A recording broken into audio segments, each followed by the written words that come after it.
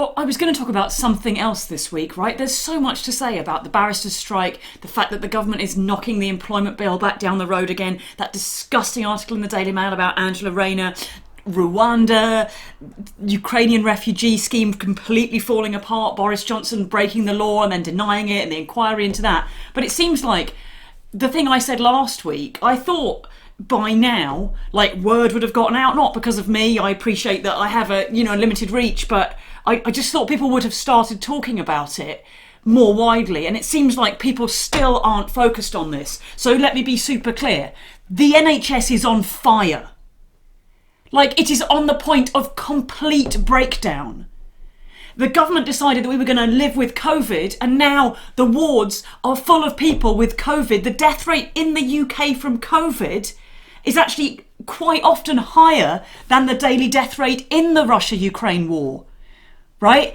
And so the hospitals are absolutely swamped. Emergency wards are telling people don't come in unless your condition is life-threatening. 1 in 10 people in Britain is waiting for surgery that they need and they can't get. And if something happens to you and you need emergency care, the chances that you can get it are actually not even that high right now. Waiting times in accident emergency have been like 12 hours, and people who work for the NHS are exhausted, broken and at their wits' end, and are having to take time off, and are then getting COVID as well, because COVID rates are still sky high across our society. They wanted us to live with COVID, but they haven't realised that living with COVID for a lot of us means, I won't go to the theatre if I've had a positive lateral flow. But for the NHS, living with COVID means a whole huge raft of people needing urgent, desperate treatment, a whole new series of protocols that they've got to stick to, staff being off all the time, and there are simply not the resources to deal with it. We need a solution to this problem, a short-term solution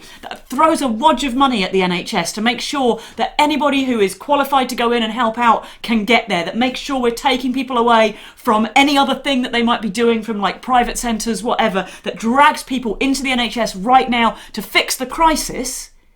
And then we need a long-term plan that says, no, this is important, this is something that matters to us, and this is something that we want in the long term. Because otherwise, we're talking about how to fix a cost of living crisis. But you want to fix a cost of living crisis and then add the cost of private healthcare on top of it, then add the cost of paying for your own chemotherapy. You do not want that. This is our absolute last opportunity to stop them from simply wiping the NHS out, and when it's gone, it's gone. They're not going to rebuild it. We have to act now. And this, I know I don't have enough reach. Please share this. Please tell people about this. Write your own piece if you prefer. Put the information out however you want.